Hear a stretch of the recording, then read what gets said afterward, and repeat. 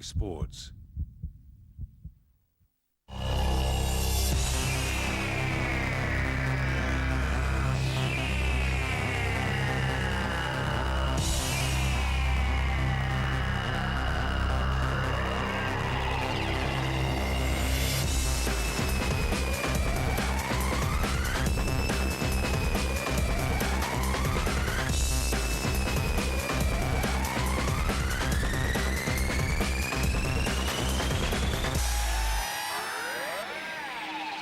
Hello and welcome to the BMI Baby Elite Ice Hockey League here on Sky Sports, where the second place Sheffield Steelers are playing host to the league leaders, Coventry Blaze. Hello folks, well every time we've mentioned the Coventry Blaze this season, it's been as the league leaders, the convincing league leaders. Until now perhaps, have the Sheffield Steelers made this league title challenge into a two-horse race with a half dozen games to go. Alongside of me, Dave Sims. Dave, did you miss me? I did miss you. Should I just go? Can it be the Dave Sims Hockey Show? It probably could be, but you know what? I don't want to do that to you. No, of course we missed you, Nick. But what a great game for you to come back game.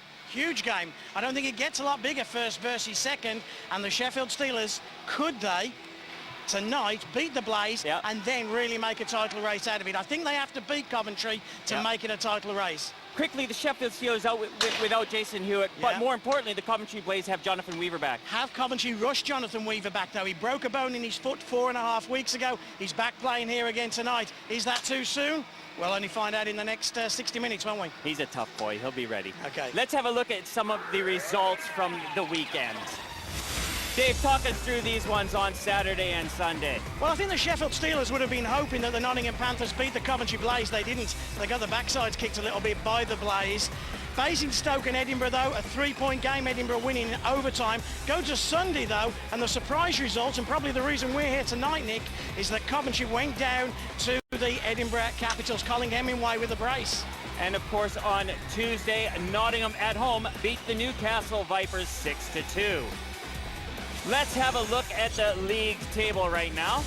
And again, Dave, you know, Coventry up there with 74 points, but the Sheffield Steelers have made it tight. But more importantly, I suppose the playoff positions are being solidified. Well, they are. There are 10 teams in the BMI Baby Elite League, Nick, but there's only 4 with anything to play for. Coventry and Sheffield at the top, and then the Basingstoke Bison and the Edinburgh Capitals fighting for that 8th place. And look at it, Edinburgh are now above the Bison. What a great turn of results for them. Let's have a look at the games remaining for both teams. Here are Coventry, and look at these ones. And to me, it's Basingstoke. These are the games that the Coventry Blaze have got to watch out for. Well, you know what? I honestly think Paul Thompson will be happy with that run-in, Nick. You know, Manchester, Belfast, Newcastle, they're at home for a lot of those games. Yes, Basingstoke are playing for something, and if the Bison, certainly in Basingstoke, are still playing, still Edinburgh can do the Coventry, can the Bison do it exactly. too? You know? If Basingstoke are still in that playoff hunt, that's going to be a difficult game. That's probably the most difficult one that they've got, though.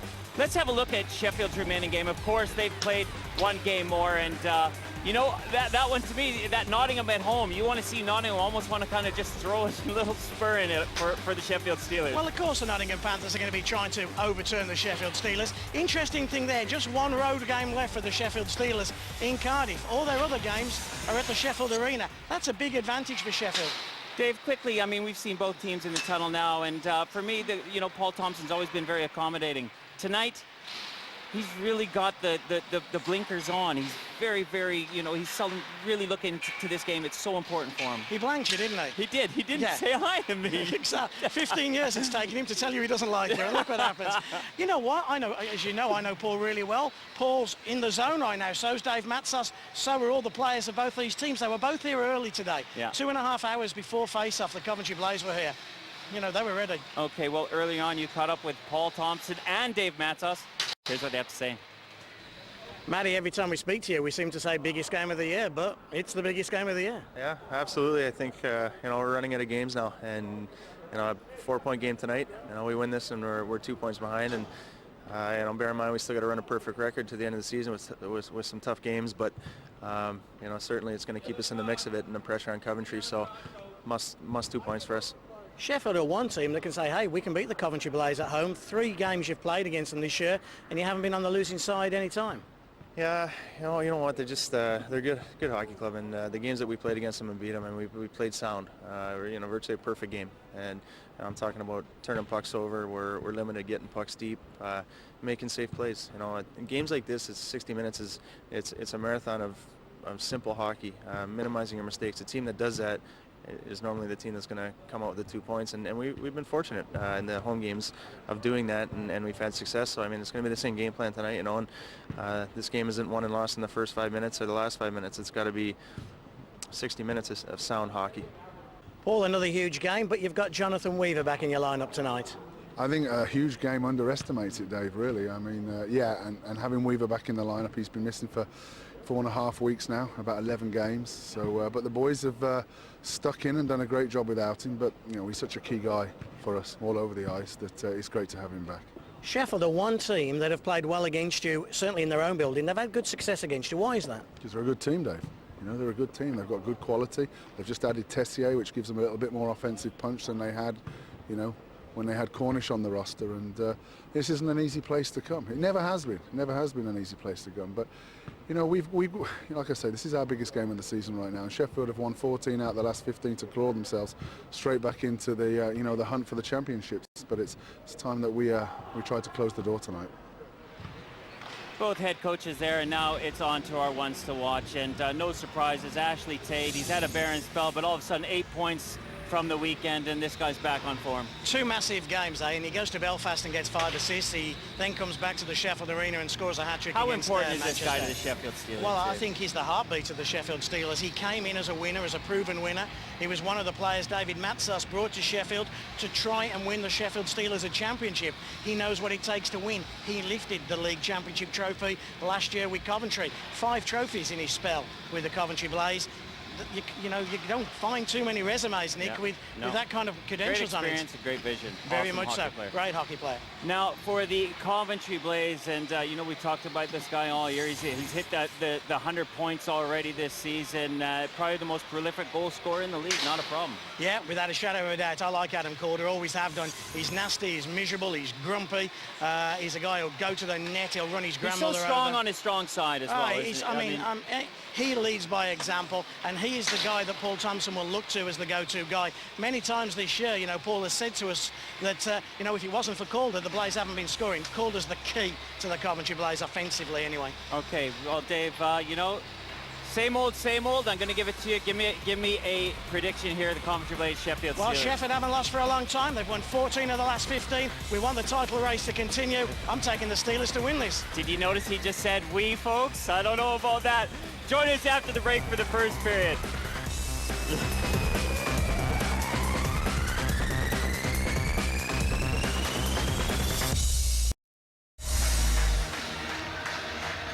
First period action just about to get underway between the second place Sheffield Steelers and the league leaders Coventry Blaze. And do they believe, eh? Well, the faithful at the Sheffield Arena, they believe. Banners all over this building and in the media in the days leading up to this game. Sheffield Steelers coach David Matsas saying that they really believe that they were in a title challenge and a title race. And you can see the banners everywhere around here. All neutral fans around the league, I suppose, want to believe a little bit with the Sheffield Steelers. Make things a little interesting heading in to the final stretch. Have a look at the Coventry Blaze team there, Dave. We've seen them all season long. And it's the same old faces that are going to be the big players. Trevor Koenig has to be strong in goal. Neil Martin, he's going to be good. We know that. Jonathan Weaver, how is the foot? Is he being rushed back too soon? When you look up front, again, we had the one to watch, Adam Calder, but we're looking for secondary scoring. Barry Moore playing up on one of the big lines right now. Russell Cowley, we saw him score a huge goal against the Panthers last week. Big nights for them all. Paul Thompson has told us he'll be starting with Carlson in between Calder and Moore, with Martin and Timmins on the point, and Trevor Koenig guarding the pipes.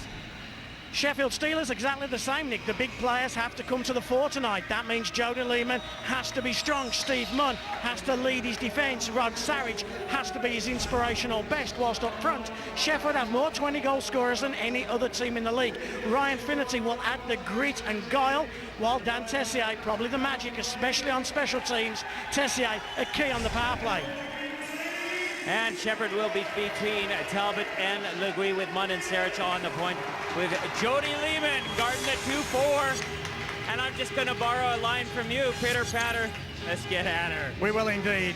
Michael Hicks, the man in charge. There's Jody Lehman. 2.41 GA, and it's not quite Trevor Koning's 2.13, but two of the great ones in the league. I remember, Nick, when any goalie that got over 90% was phenomenal. Now you're into 91s, 92s, 93s even. Here's a man with the tough job tonight, Michael Hicks. I will say what I say every night to all the referees: let the players decide the outcome of this game. Don't referee the scoreboard, just let the players decide. If it's there to be called, call it. But just let the players decide. Doesn't get any bigger than this, folks. First versus second. Coventry Blaze with early puck possession, wearing their blue uniforms, whilst the Sheffield Steelers in their home kit of white, orange and a tad of teal. And it's the Sheffield Steelers defenseman Sarich who'll pick up on a loose puck first. Tries to throw it down the middle. Carlson just couldn't quite intercept, and it's a little bit messy in the opening stages. Adam Calder will cut to the inside. Offside not called. Yes, it was called late by the linesman as Jody Lehman makes his first save of the night. There's Dan Carlson. Yeah. And of course, Casey Timmins coming out on the point for the Coventry Blaze, and that's why we've said he's been so valuable to Coach Paul Thompson, because he's one of those utility guys that'll give you 100% whether he's driving up and down the wing or playing on the point. So valuable to a team in search for a league title. Without a shadow of a doubt. First time in 12 games that Paul Thompson has been able to use 5 defensemen. He's got Weaver out there at the moment, playing his first game back since the broken foot injury sustained in Belfast. Tessier going close as Phillips found him. Phillips is going to have a second bite of the cherry. Hammers one past Koenig's glove stick side. Shot came from the outside from Dejanay, but now it's a turn of the Coventry Blaze to break. And it was Curtis Uppy who chips it into the corner. Lehman leaves it alone as Dejanay connects. Quick shift from Jonathan Weaver as well. He was on and off the ice. And I'm sure it's going to have to be, because I don't care how hard you work riding the bike, playing the game is a completely different. And those ingrown toenails hurt. Cowley takes it around the back of Dejanay, who finishes with a hit. Manzano makes a simple play to Tessier, who gives it him straight back. Manzano goes east to west, finds Dejanay. Tate is just in front, but he goes back to Tessier, and the Steelers 26 hammers behind the goal of Koenig. Koenig fakes on his forehand, goes back on his backhand, loses a little bit of balance. Sarich manages to keep it in and takes a shot, knowing that Koenig was just out of position.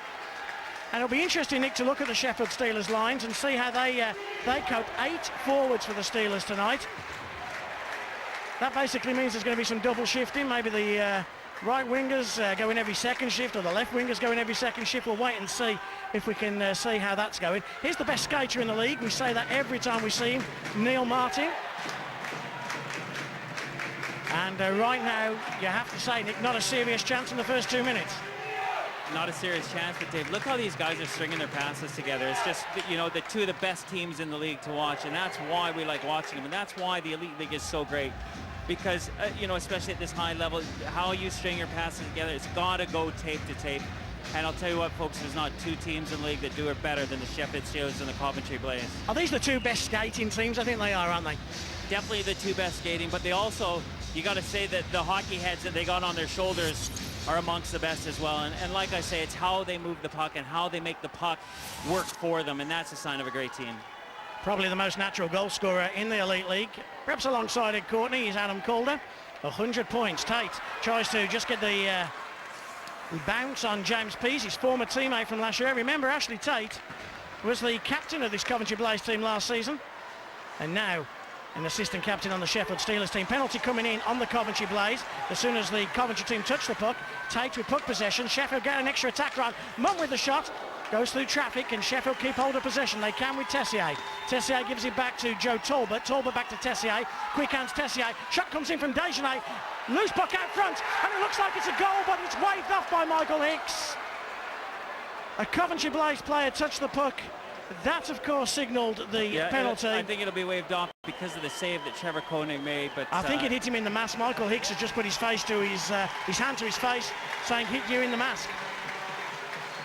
I think the penalty coming up against Moore here, against the Coventry Blaze, coming across the blue line, and his stick get caught up there in Ashley Tate. You can see he lets it go, but you know, he's going to get him for actually making contact across the thighs of Ashley Tate with his stick. And then we can see how the Sheffield Steelers do a good job. They keep nice and composed, move the puck around, get the shot in from the point. They had a couple of those. Koenig with a save. That's why it gets blown down. But look at the boys just buzzing around the net, looking to try and bang it in.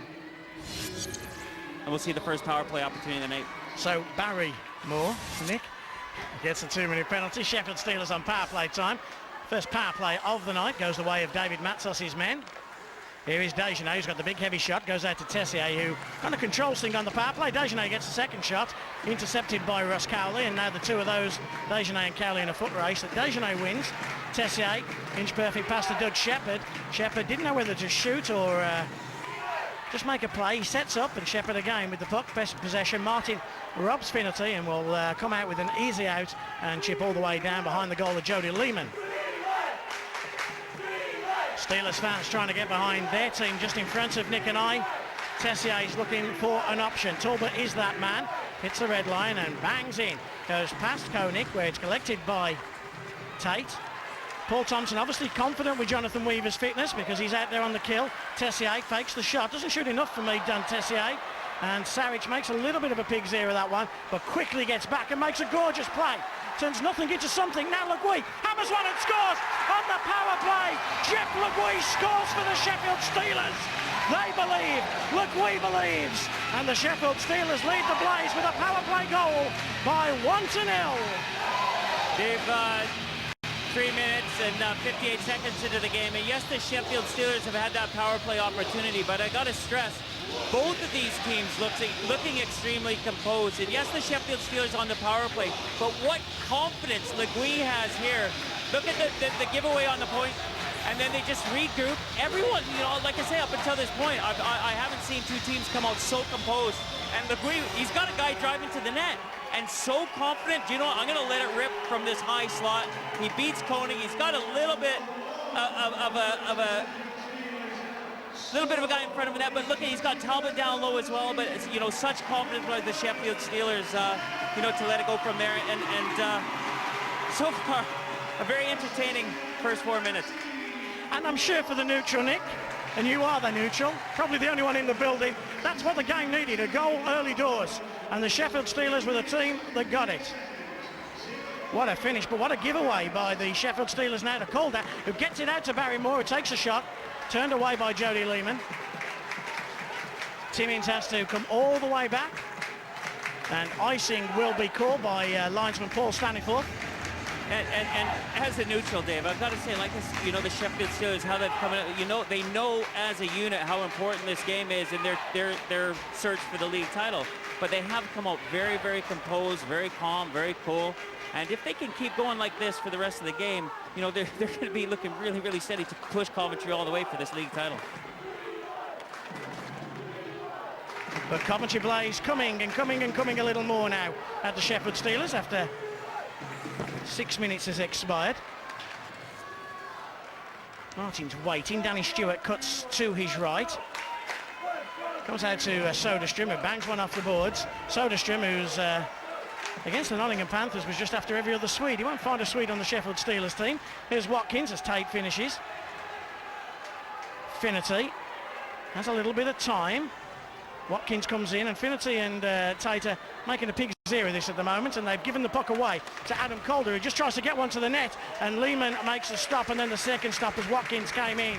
And Jody Lehman will quite rightly be firstly disappointed with Manzano on the bad play, and then Finnerty and Tate were just hot potato, wasn't it? You know what, with Finnerty in the corner, you see him, he takes the puck here, and well, there's the save, but earlier on, Finnerty in the corner, and you know, Dave, in your own zone, you can't be lazy on the puck. You got to be cool and calm-headed, and like I said, the Sheffield Steelers are.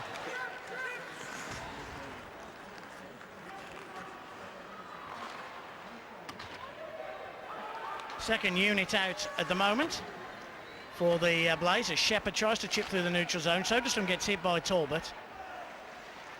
Out for Manzano, picked up by Le Guy, the goal scorer, with the long pass. Can't find Shepherd, intercepted instead by Huppy. And a few giveaways in the neutral zone as Shepherd gets it down the left-hand side to the goal scorer, Le Guy. Le Guy fires it off the back of the net. Talbot comes in, Soderstrom collects, and the Swede will just have an easy out to Russ Cowley. Cowley has got this man, Danny Stewart, burst into the net, cuts inside on a backhand. Lehman makes the save. Stewart at the legs over Ian Manzano. I think Michael Hicks is going to call a penalty on the play as well as the... It's here, Manzano on the penalty, Nick. And Manzano was just beat for speed there. Here we go. You can see the speed of Stewart going around Manzano. Manzano taking a little hack and a whack at his ankle. And, you know, these, Dave, again, by the letter of the law, that's a slash. And you got to call it, but really in terms of what it does and how it influences the play, you know... There was a couple of penalties last week, Nick, that you missed, and I said they weren't a penalty in figure skating, and that wasn't a penalty in figure skating. By the letter of the law, that was a penalty, Dave. You can't slash a guy across the ankle. But I'm sorry, like I mean, you always want to be able to make contact with your stick, let a player know that he's there. And, you know, Michael Hicks is he's going to play it by the letter of the law in this game and get these teams playing hockey. You know what, Nick? So I look down on the ice, and I see 12 men. I don't see any of them wearing pink. I don't see any of them in tutus, right? Yeah, I see 12 men. Yoga, that's not, you know... Call the game, buddy. Okay, sorry, Nick. Cloutier on the power play, and let's say it is the most impressive power play in the Be My Baby Elite League. It belongs to the Coventry Blaze, and it's got Weaver back on it. Cloutier can't quite control. Calder intercepted. Great work there by Rod Sarich, and Tessier with the clearance all the way down to Koenig. Sheffield's had the opportunity of changing their two forwards with Finnerty and Ashley Tate coming on as Calder hits the blue line, chips it down low to Carlson. Carlson tries to get it across to Curtis Huppe. Man out in front is Weaver, in fact. Instead comes back to Coulson, who's got Calder alongside him. Instead sags back low. Out to Huppe. Huppe, well, the puck just bobbled on Curtis Huppe, but Coventry moved the puck so well on the power play. Weaver, quick hands, gets it back out to Coulson. Huppe drives the net. Coulson tries to find Huppe and Calder. It goes to Huppe, now to Calder. Desjardins looked like he got him covered, but Cloutier on the backhand. Desjardins did a pretty good job there, I think, on Calder, knocking him to the ice, and there's going to be an out for Warren Tate. There is, to his brother Ashley Tate, who hits the red line and chips down low. And the first 1 minute has expired on this 2-minute power play to the Coventry Blaze. What's a power play? We've been telling you since September. 5 Coventry Blaze players against 4 Sheffield Steelers. And here is a great play by that 5th player. It was Danny Stewart who tried to find the spare man, who was Adam Calder. Danny Stewart looks like a man on a mission tonight, doesn't he? Skating very, very well indeed. Here's Barry Moore. Gets the puck out to the right-hand side. It is Stewart, the second unit for the Coventry Blaze on their power play. Calder stays on it. Here's Martin, tries to get one to the net. Intercepted. Cowley couldn't get it closer. Here's Calder again, tries to make the soft pass. Back out to Calder, takes a second shot. Lehman doesn't know where it is. He's lying on his belly with his face pointing towards the goal. Second chance. Barry Moore takes a shot. Big stop by Jody Lehman. Huge stop, Lehman. Manzano gets taken down. Barry Moore, rink wide, Steelers at full strength, but there's still Stewart out in front, but the Steelers manage to clear, and here Manzano will hit the red line, chip it in, and his Steelers team will go for a line change. You got to say the Coventry Blaze again, even their second unit on the ice, the way they move the puck on the power play, it's such a treat to watch, Dave, and you know, the Sheffield Steelers got to make sure they stay out of the box to make sure that number 1 power play unit in the league doesn't capitalize. Offside call by linesman Mark O'Conan. Jody Lehman made a couple of stonking stops there. You know, the thing about Jody Lehman, it's so great, is that, you know, you can get these goalies, I suppose down at the other end, Trevor Koenig can look really, really good making a save. Jody Lehman, you know, he's so effective, but he's also so unorthodox in the way that he makes a save. He's so athletic. People who know better than me, people like Dave Matzer say any good goalie is when they're square onto the puck. And Jody looks square onto the puck right now. So does Koenig. Those goalies always try, and he makes it so hard for forwards to pick a spot, doesn't he? He's really, really worked hard at his movement in his crease. But Dave, for me, any good goalie is a goalie that stops the pucks from going over the goal line. They got to find a way, haven't they? And some goalies just have an ability to find a way. Manzano gets hit by Cook as the 3rd unit is out for the Coventry Blaze. And it will be interesting to see if Coventry just try and emphasise the point that Sheffield have only the 8 forwards, have got to double shift some players tonight, and whether Coventry try and get that 3rd unit out a little more often. Soderstrom gets it down the right-hand side. Archer goes a chasing. Rod Sarich pulls a Torval and Dean move. When he does things like that, he is just so outstanding. Here's a chance for Finnerty. He pulls his own Torval and Dean move. and went round Soderstrom. Loose puck comes out to Ashley Tate. He fires it. His brother Warren comes in on a loose puck. Sheffield with a couple of turnovers, getting some momentum, getting some energy right now. And the Coventry Blaze battling down low with Cloutier. Shot from the outside comes in. Koenig covers, and Trinity's on top of him like a shot, giving Koenig no option of an out. Dave, this is probably one of the most pivotal games that we've had on Sky so far this year, and what really, I just can't, you can't stress it. I mean, sitting there watching at home on TV, but here in the arena, you can see these guys. No one's panicking. Everyone's got their head up. They're always looking for their options, and they've always got 2 or 3 options.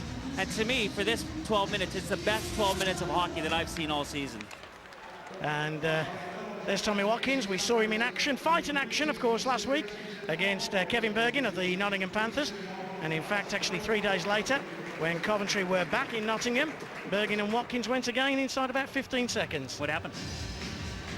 Didn't go see it. Calder lays Bergin out. Watkins jumps in, and Bergin doesn't know if it's Christmas or breakfast, and Watkins does a pretty good job. I was on holiday, remember? You were on holiday. You should have watched it. It was a good show. Was it? Yeah. I was marvelous. I heard you were great. I heard you can actually interview yourself. That's easy. It's my favourite subject. Just over 5 minutes to go, folks. Randy Desjardins on the puck for the Sheffield Steelers. Coventry play the trap with Stewart forcing. Archer goes down low now, and he's being run by Finnerty. Desjardins still out there, so is Warren Tate. But it's the Coventry Blaze that break down the left-hand side, then throw the puck out to the right-hand side where Martin will go and chase it. Martin's a great skater, but not even he could get there ahead of Munn, who just hammers in. Koenig makes the first stop and feeds out to Neil Martin, intercepted by Tessier. Martin and Tessier in a foot race. Tessier just gets there first, but can't keep puck possession. Tessier's teammate can, though. And Sheffield having a good moment or two just getting the puck deep inside the Coventry Players' defensive zone. But since they've scored, they haven't really had those quality chances in front of Koenig. Koenig hasn't really been troubled. Lehman's been the busier of the 2 goalies, despite the Blaze trailing by 1-0. Coventry an easy out as they chip down the left-hand side, collected by Mark Thomas, and the Stockport-born defenseman gets it out to Sarich, cross-ice dump, and Tate will go chasing. Tate gets there first. Cowley comes in and helps it on its way, but the puck is with Jonathan Phillips. Phillips tried to bring it back to Tate. No holding penalty called by Michael Hicks, despite a couple of thousand Steelers fans calling for it. Weaver has found on it. Chance out in front. Jonathan Phillips. Big stop by Koenig. And what we saw from Sarich with the broken stick, Weaver did with the good one. And Phillips almost capitalised to put the Steelers 2 ahead. Big hit again from Sarich, who is certainly the most physical player on the ice right now. Here's Jonathan Phillips, the Steelers captain, cuts inside. Poke check, comes out to Ashley Tate. Tate just needed a second or 2 on it. Penalty's going to be on the clock, and the Coventry Blaze are going to go killing penalty again, but not until they've touched the puck. Sarich floats one at the net. Koenig gets it. Punched to the back of the head by Timmins on Finnerty. A little bit of afters. It was Tessier sewing up Finnerty. But a big chance there for Jonathan Phillips. Koenig to the rescue. Dave, you were talking that the Sheffield Steelers haven't had a lot of scoring opportunities. I mean, you can see here there are a couple, because I think that the way that Dave Matzos is approaching this game, you know, he's down on his forwards and he's rotating guys. So you never get that time for 3 guys to actually look and link together. So they're actually out there. I think they're performing a game plan where they want to try and keep things nice and simple. Pass the puck, get the nice shots from outside, do everything right, but don't make any mistakes. So Legui versus Dan Carlson for puck possession, and Carlson wins it. A key when killing a penalty. Coventry tripped down, and it'll be collected by Sarich, the man who made that first goal on the power play. And this guy can move the puck. Just watch this for skating. Hits the red line, takes a long shot. Koenig's just dropped his stick, but fortunately for him, one of his defensemen got to it first. That man was Soderstrom. Long out, short-handed chance, Adam Calder. Tessier's the defenseman, Carlson's the free man. Calder takes a shot, and Calder scores short-handed. He faked the pass to Dan Carlson, and then just ripped one top shelf. Short-handed Adam Calder shoots and scores with less than 3 minutes remaining first period. It's tied at 1. Tell you what, man, I am absolutely speechless of watching this guy this season. You know, we say how good he is on his strong side, and he comes in on his weak side here, where he can open up his blade to the goalie and to the goal. And folks, it does not get any. That is an NHL shot. Look at this. You got Jody Lehman in net. He's playing the shot. He knows exactly where he's putting it, and it doesn't get any better than that, folks. 1-1. Water bottle up in the air. Every forward loves to see that. Paul Thompson will be a happy man. Hey, folks, this game's between the two best teams in the league, first versus second, and there's a hair's breadth between them in this first period so far. We've seen 2 great goals tonight already. Le Gui's bullet, followed by a short-handed bullet from Calder. Here's Talbot to Le Gui, gets it back out to the point where Sarich is waiting for it. Tate has made himself available, comes into the middle, gives it back to Sarich. Sarich fires one, got deflected, comes back to Ashley Tate. Tate gives it back to Dejanay. 3 seconds on the 5-on-3. Talbot tried the redirect. Chance here for the Blaze as they come back to full strength, and they'll be 3-on-2. Russ Cowley makes a break for the net as Timmins tries to chip the puck to him. Sheffield with a fairly easy out. Soderstrom collects, goes east to west, finds Neil Martin inside 90 seconds remaining in this first period. Randy Dejanay in his first year with the Sheffield Steelers. It's been solid and just gives the puck away there. Sarich comes and bails out. Gets it back out to Phillips. Phillips with a heads-up play, got Finnerty ahead of him, comes down the middle and chips it right the way down. Koenig comes out of his net. Finnerty was just behind him, and Coulson chips down the boards where it's intercepted by Manzano. Manzano again just chips down the boards. Outlet pass to Calder. Calder finds Barry Moore. Barry Moore steps inside, fires one right down the belly of Jody Lehman. Whistle blows. There'll be a face-off in the offensive zone.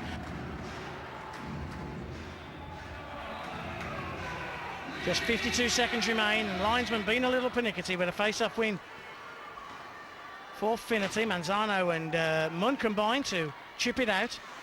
Martin on a backhand. Gets it to Coulson. Coulson down the left-hand side to Barry Moore, who hits the blue line and fires it into the blocker of Lehman. Manzano and Moore race into the corner. Sheffield have an out with Munn, but Calder just came across and made the block. Manzano, long outlet pass again, through traffic, all the way down behind Koenig's goal.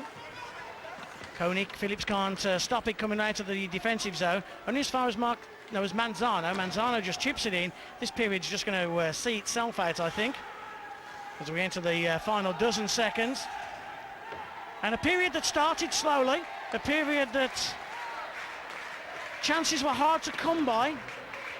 Power play goal then for Le Gui, icing called. We're still going to have 1 second of action. I did think it started a little slow. I thought both teams were feeling each other out a little bit, and yeah, the goalies didn't make saves early doors. You get that safe aspect of things where you dump and chip and kind of get the feeling and make a few hits. But for me, Dave, the way these guys started, it was so slick, especially the Sheffield Steelers. They came out, you'd expect a team chasing the league title to have that little bit of jump and a little bit of anxiousness, make a few mistakes, but both teams very, very composed in the first half of this period, and like I said, I think it's been a very entertaining first period. Ryan Finnerty just tries to shoot the puck right off the face-off. This period ends a 1-1 period. Sheffield Steelers started on the power play. Jeff Le Gui with a bully, but what great work from Rod Sarich. When the Sheffield Steelers second power play came along, though, it was a short-handed chance. Let's see that goal again. Le Gui, absolute bully. 1-0 Sheffield Steelers. But of course, Calder has tied it. 1-1 into 1. We'll be back soon for the second period. Welcome back to the Sheffield Arena, where it's the first place Coventry Blaze visiting the second place Sheffield Steelers. And as you would expect from the two top teams, a very close first period. 1 goal each. Jeff Le Gui for the Steelers, Adam Calder for the Coventry Blaze, and shots on goal, Nick, showing how tight it was. Yeah, shots on goal more or less even, but you get a short-handed goal and then you get a power play goal. It just goes to show you, Dave, that with teams, it's such high quality that special teams play such an important part in the game in the run to a league title. Well, they say, don't they, special teams win championships. Yes, they do, as Nick sneezes. Achoo! There's Jeff Le Gui, the scorer of a cracking goal for the Sheffield Steelers, a power play bust just inside the blue line, and the goal that tied the game, equally as impressive from Adam Calder. I'd say maybe just a little bit more. Le Gui, great confidence in that high slot, but Calder, those are the Kodak moment shots, working on the ponds back in Canada, day in and day out, shooting pucks. And that's why it pays off. I spoke briefly with both coaches in between the first. Yeah, they talked to me. Like me again. Yeah, they talk to me all the time. They like me. Paul Thompson, happy with his team's performance, said he thought they came back into the game strongly. Dave Matzos said thought they were a little loose, the Sheffield Steelers. Wanted them just to be a little bit more gritty, a little bit tighter in the second period. But he also thought his team got better, even though they scored the early goal. And like I say, both teams, you know, heads on a swivel, looking for those options. And, you know, you get to this point in the season, Dave, where all the hard work, all the practices, all the systems, this is where they start to pay off if you execute them and if you don't make any mistakes. Shepherd out in front, Talbot just couldn't quite convert. Here's Jeff Legui. Legui throws one at the net again. Shepherd tried to redirect, still has it as Carlson follows him into the boards. Legui, as the Steelers start to cycle, but he was a heads down from Rod Sarich and didn't realise the puck was coming his way. Sheffield keep it in the offensive zone. Shepherd has it. Now Legui just turns on a sixpence. Everybody ducks. Even I ducked and it was going the other way to me. Sarich races and gets to that loose puck first. Comes out on his strong side behind the goal of Lehman. Long outlet pass to Shepherd. Shepherd gets it to Legui, who headmans over the blue line. Finds Sarich, who's joined the play again. Back out to Shepherd. Chance at the back door by Talbot. Well, we talk about Neil Martin skating, but Rod Sarich then, as Legui throws one to the net. Sarich behind his own goal, then made the play through the neutral zone, and then almost completed the play right in the offensive zone. And that's just what Rod Sarich can do. Icing waved off as Desjardins gets to the loose puck. Line change for both the Steelers and the Blaze. Long outlet pass, intercepted, never really found Jonathan Phillips. Desjardins bangs off the boards, Cloutier comes in, but Steelers collect with Tate, who gets it out to Tessier. Tessier tried to chip it into the corner. Manzano steps across. Desjardins chips in, and the puck comes halfway up the arena over the plexiglass as it gets deflected out of the ice area.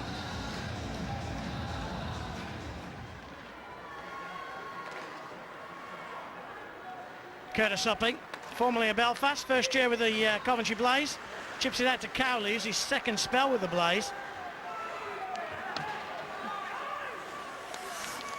Manzano, we're getting tactical, he's in his second year, with Timmins, who's in his first half a year.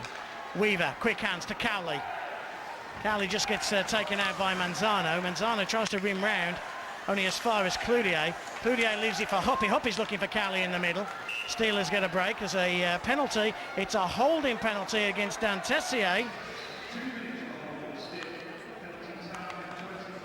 There's Tessier with the hold. Just there you see that just at the top of your screen, Tessier holding the stick of the Coventry Blaze. Michael Hicks right on the spot.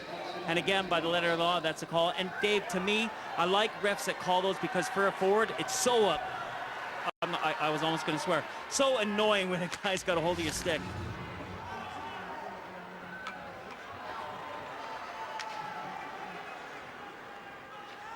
.60 seconds gone then in Coventry's power play as Danny Stewart, second line out. And as Nick said in the first power play, the second unit played just as sweetly as the first unit did in their first power plays. Warren Tate moves the puck to his brother Ashley. Ashley moves into the middle and fires the shot off the blocker of Trevor Koenig. Weaver, outlet pass to Cowley, who got taken down, and therefore Manzano had the easy out. Weaver again. Barrymore chips into the corner. Stewart will get there, and he's ahead of Manzano. Manzano now comes across and covers and makes the hit. No turnover yet. No chance for the Steelers to try and clear out with 24 seconds left on the power play. Stewart tries to get the puck down to Moore, but Tay got there early and hammers all the way down. Koenig comes out, trying to move the puck quickly, giving Sheffield less time to clear their lines. Cloutier comes on, but again, Sheffield through Desjardins, who has looked strong and solid all night, chips down. Handful of seconds remaining, 4 on the clock. And the Sheffield Steelers have killed the second Coventry Blaze power play. They're back to full strength. Tessier comes out. Shepherd finishes on a hit. Tessier gets it back. Doug Shepherd gets it out to Tessier. James Cook, the youngster from Nottingham, with a good interception. Sylvain Cloutier, the captain of the Coventry Blaze, loses it in his skates for a moment. Martin gets the puck out to Cook, across ice dump. Coventry can't get there first. It's Sarich who gets there first. They miss out Thomas. It goes to Shepherd. Shepherd, long outlet pass. Sheffield come with speed. It's tall, but Legui drives to the net. Martin had Legui, and the puck hammered around by Joe Talbot into the neutral zone. Then a turnover. Huppy tries to force, but Saric has got back, just puts the brakes on, rink-wide pass. There's going to be another rink-wide pass coming in here from Shepherd. No, gets back out to Saric. Saric blue line, takes a shot. Offside called. And it is offside against Joe Talbot. Ashley Tate makes his way back to the bench. So does Rod Saric. Steve Munn takes his job. Dave, you know how this season we've been talking about Sylvain Cloutier being the heart and soul, the lungs of the Coventry Blaze. There he is right now, and you can see how productive he's been. But so far, halfway through this game, we haven't seen the Sylvain Cloutier that we're normally seeing. Normally, he can get if his game offensively or defensively isn't that productive. Normally, you see him get in the face of guys and rub his glove in someone's face and try and swing momentum their way. But he's been quite quiet so far halfway through this game. Well, when the Nottingham Panthers tried to rough stuff up in the NIC last Saturday, when Bergin and Watkins went again, Cloutier, showing the leadership and the captaincy, just goes straight up to Ryan Schmeer. And Cloutier's not a fighter, and he's certainly not in Schmeer's class, but goes straight up to Schmeer, jumps on him, and says, "Hey, I'm gonna lead the battle. I'm gonna show my boys." And that's what he is like. Like we say, I mean, he's in my All-Star lineup. I know I beat him. He definitely is in my All-Star lineup, not yours. I know you keep trying to claim that. But right now, like I say, halfway through this game, he hasn't had that jump or that drive that we normally see he has in a game. Every player has part of his game that falls down at certain parts, but you bring another part up, your physicality or making a heads-up play or just doing the little battles right. And so far, he's had kind of a quiet game. Almost halfway then through this second period, halfway through this game. We're on Sylvain Cloutier watch. He's one of our favourite players. One of the most influential players in the league. Is another one of those guys. Tessier tries to get it around to Tate, leaves him. Jonathan Phillips has got Tessier just in front. Phillips comes on the wraparound. Puck only out as far as Dejanay through traffic, hits the backboards, comes back out, but not good enough for Tate as Tate was coming in. Sheffield outnumbered actually if Martin had jumped into the play, and of course that leaves a space at the back where Tessier couldn't jump on the loose puck. Tessier again working well with Tate, back to Tessier. Timmins follows Tate, Carlson follows Tessier. Long shot comes in into the glove of Koenig, and you could see Koenig just looking around players. His body position stayed square on, his head was on a swivel, and he just looked around. You could see where the puck was coming and got the glove out almost baseball style. Watch this. Yeah, you can see, the shot getting a deflection off of Moore there, and Koenig standing his ground. And he definitely has the radar on tight tonight, straight to that block. Another face-off. This time Stewart probably got the better of it. Thomas has got to work hard to get back as Watkins just bursts his gut there just to try and get something on it. Watkins again, the furthest man forward. Ian Manzano.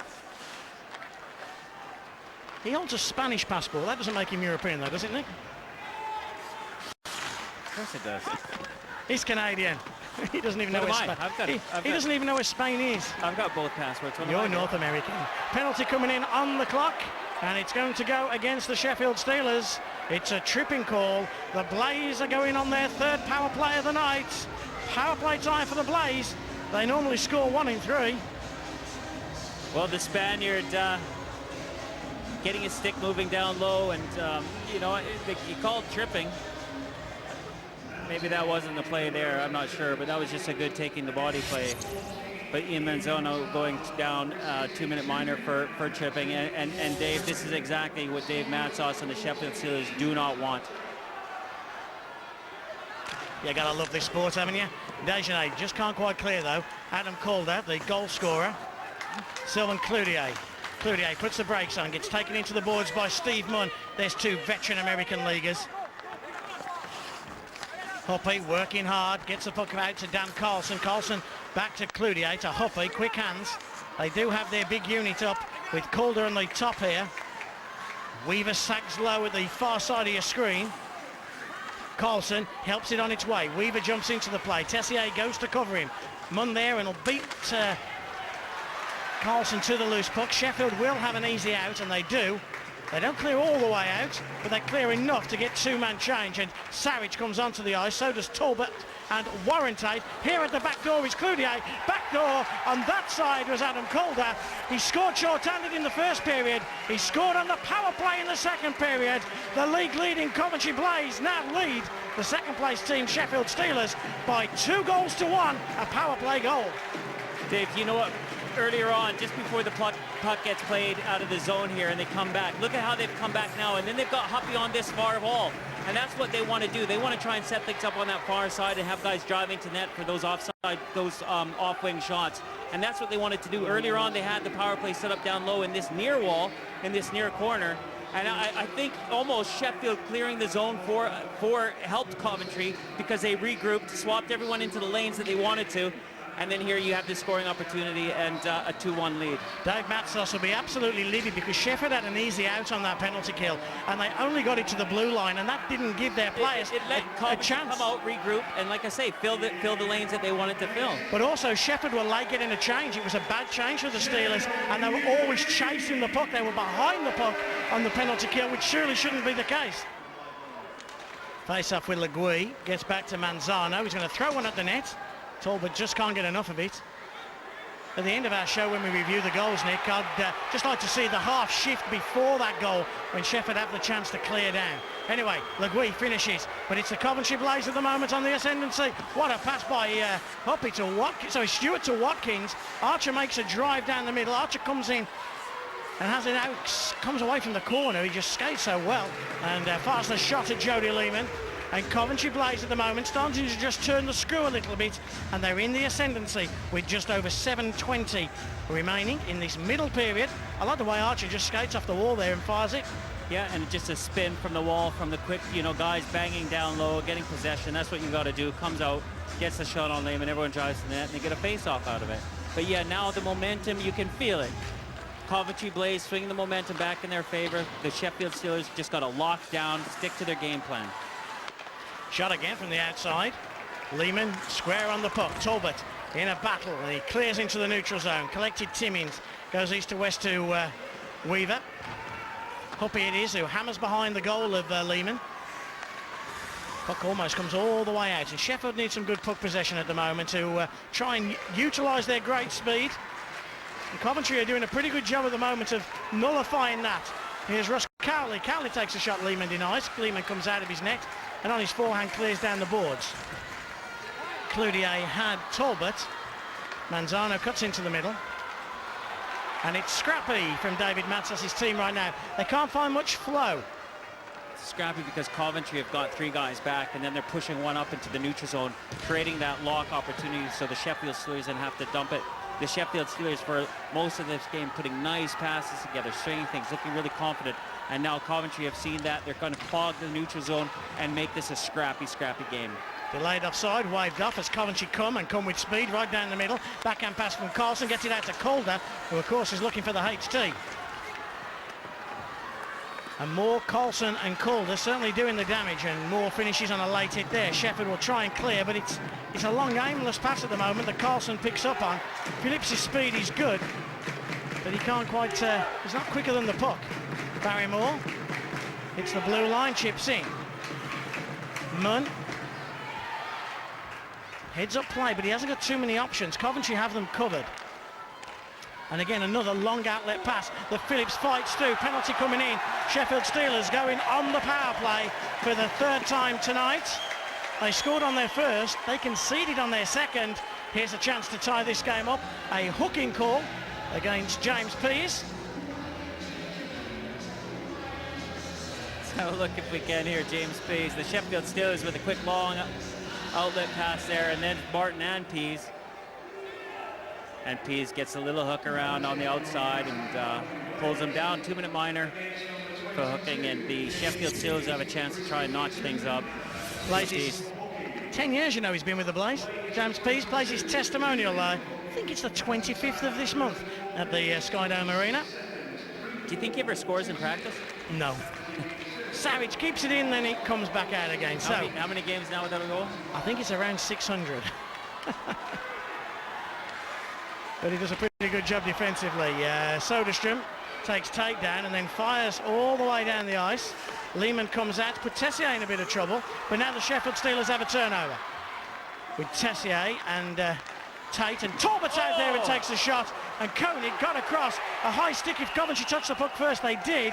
It was Russ Cowley, but Joe Talbot had a great opportunity there, and somehow Koenig got across and again just got square onto the puck and made the save.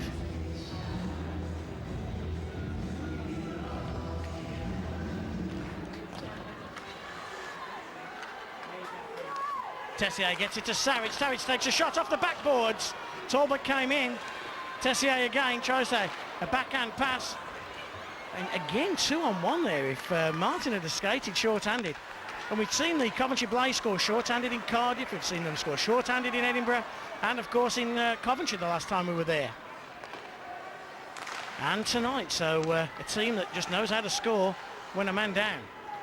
Le Gouy leaves it, and Sheffield at the moment just not having any kind of fluidity, except now maybe. Here's Le Gouy out in front, has 1 bite, 2 bites, just didn't fall nicely for him early doors. And the whistle blows, Michael Hicks, but a great opportunity for Jeff Le Gouy to get his second of the night. Just as I was saying, no fluidity to the Sheffield Steelers. They strung 4 quick passes together in a second. Great spot by Sarich to the far side, and Le Gouy gets founded down low by Talbot. You know, these guys are, Dave, I said it right at the start of the game. Seems like all their radars are on, the way they're finding each other. It's tape to tape. It's really, really nice hockey to watch. It's power play time for the Sheffield Steelers against the Coventry Blaze. 4:25 remain in this middle period. 51 seconds left of power play chance for the Coventry Blaze.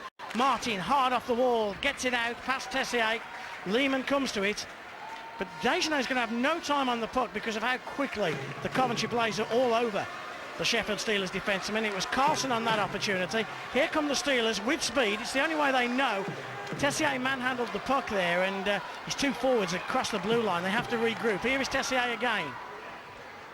Sheffield from a standing start this time, and that's where they perhaps find it a little more difficult. Shepherd does good work on the boards, and he's going to try and find the point. Can't do so. Tessier has to turn around and get back in a defensive position as Carlson steps inside, takes a shot. Carlson's shin pads deflected it, still with Carlson, and Sheffield have to put 2 men on him.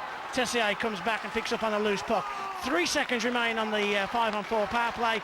By that time now, Coventry are back to full strength. Here's Tessier again. Tessier tries to find Finnerty. Finnerty's got one out in front, a little bit of digging. James Pease comes out of the box. Look close for delay of the game call, and I think we're going to see it.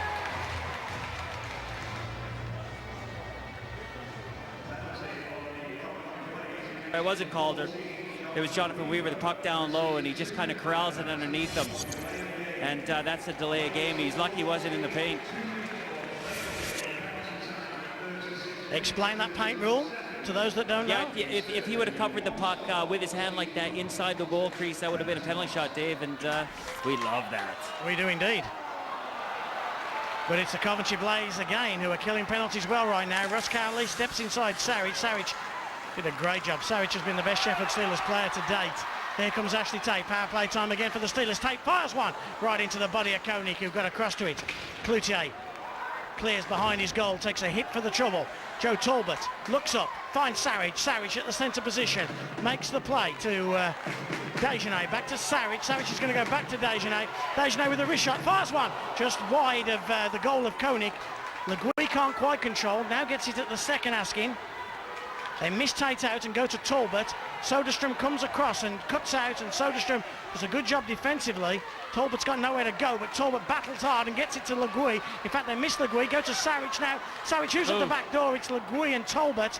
Le Gouy has it. 60 seconds expired of the 2-minute power play. Here's Le Gouy, fires one, gets a redirect and heads over the plexiglass.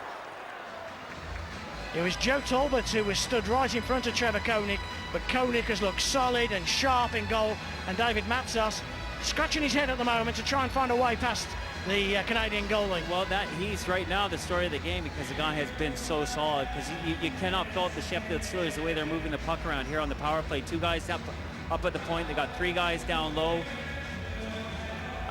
You know, trying to outpower the Coventry Blaze down low, and Trevor Koenig's been absolutely solid. But again, the Sheffield Steelers are looking confident the way they're moving the puck around, and you know, Paul Thompson's got to be worried. He can't keep giving up the power play opportunities as well.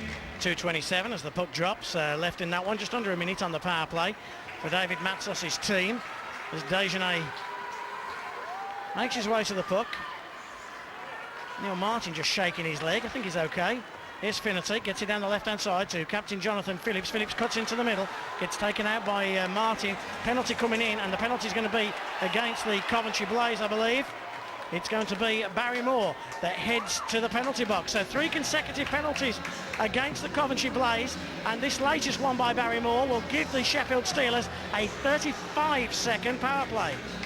Yeah, the 5-on-3s that the Elite League love, and there you can see the hook. It kind of gets well, I keep saying kind of, it gets stuck in the glove there of Talbot, or was it Legui, and the hook call is being made there. It's 5-on-3. The Sheffield Steelers, the way they're moving the puck around right now, they're looking nice and sharp. And well, the Sheffield Steelers 5-on-3. Here is the opportunity that they require to get back into this game. They got that penalty, Dave, because they're gaining their speed. They're going out wide, like we mentioned earlier, and that's what they have to keep doing. First part of this second period, they didn't use that great speed like they did in the first. Saric gets it across to Tessier, back to Saric. 5 white shirts, 3 blue. Saric gets it low. Keep your eye on the clock. 27 seconds on the 5-on-3. Out front is Saric. Legui gets it back out to Dan Tessier. Tessier fakes the shot, Willie. Wish he'd shoot the puck more. Tessier, back to Saric to Tessier. One time on Legui. Koenig got it covered. And from that angle, Koenig's always got it covered. Saric again. 10 seconds on the 5-on-3. Ashley Tate gets it back out to Tessier. Tessier to the back door. And it's a loose puck out front. It's Legui. Legui and Koenig in a stick fight. 1 second on the 5-on-3. Fans to my left of the Coventry Blaze stand and rise for Trevor Koenig, who is making stop after stop after stop right now. He is the big difference of this game right now, Dave. And we mentioned earlier on, he's taken quite a few shots, and he's just looking really confident. Look how he moves across his goal. Gets a blocker down. You know, you move across, you know you've lost momentum, and then look at that. I mean, he double switches it. Unbelievable movement by the goalie. You're watching at home, kids? Two of the best saves you'll see back-to-back. Putting on a clinic. Still 5-on-4 power play. Shot from Saric, redirect from Talbot. Just on the outside of the post. 1:15 left on the power play. 5-on-4 power play now. An extra blue shirt. Saric fakes. One-timer right into Koenig. Koenig makes another stop. Is the story of this game. Saric and Tessier working the puck up high. Now, Trevor Koenig knows what's going on here, and that's what you got to do. You got to outthink these guys, and he knows, all right, these guys are trying to pull me to my right, so I know they're going to come back to the far side for the one-timer. And Koenig, one of the best goalies in the league at reading those. So the Sheffield Steelers have got to become more dynamic on their power play. Legui loses that in the face-off circle, and it's Jonathan Weaver who chips all the way down where Saric will collect. And you feel if it's going to be a moment of genius from the Steelers, it might come from Saric tonight. Tate got it round to Tessier. Tessier on a backhand pass to Saric. Saric gets it across to Legui. Legui to Saric. Saric right at the middle, 12 o'clock. Takes a long shot. Legui gets to a loose puck, but doesn't get there first. Elbow from Legui, followed by a slash from Cowley. Talbot jumps in. 30 seconds left on the power play. 35 seconds left on the period. Still with the Sheffield Steelers. Legui in the office, looking for some options. One option is Tate. Tate gets it across to Saric, who fires one again just off the backboards. Not a good bounce. Penalty coming up. It's going to be against Jeff Legui for a little hook behind the goal as the board rebounded off the backboards. And we're going to end this second period on a 4-on-4 play. Little hook, still a hook. The Sheffield Steelers now, you can see the desperation. They've had so many chances. I'm not saying they're desperate yet, Dave, by no means, but you can see they're kind of forcing things a little bit. They're pushing where they wouldn't normally push, and you pull back. And like I say, be a little bit more dynamic on your power play. Don't try and force and push things, because there's still a lot of hockey left to play, and you can see the puck being moved from behind the net. And the shot coming in from, I think it was Saric on the point. And there's the little hook there, Legui.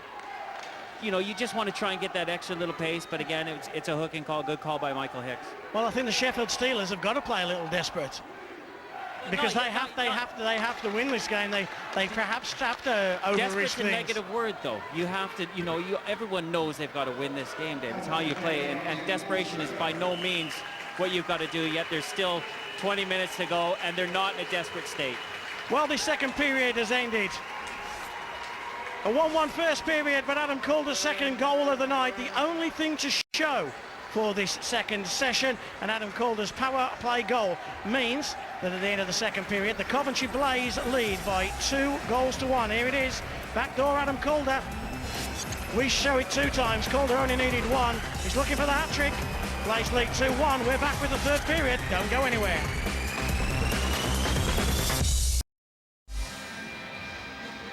Welcome back to the Sheffield Arena, where the Coventry Blaze lead the Sheffield Steelers by 2-1. Third period coming up.